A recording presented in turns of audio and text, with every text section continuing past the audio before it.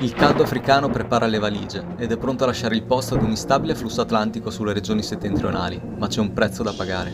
Molto caldo ed umidità significa molta energia a disposizione, che si traduce in forti contrasti con violenti temporali e grandinate importanti. Aspettiamoci quindi già da stasera, martedì 19 luglio, un primo impulso all'estremo nord-est ed un secondo tra mercoledì sera e giovedì notte, tra Lombardia, Veneto, Friuli ed Emilia-Romagna.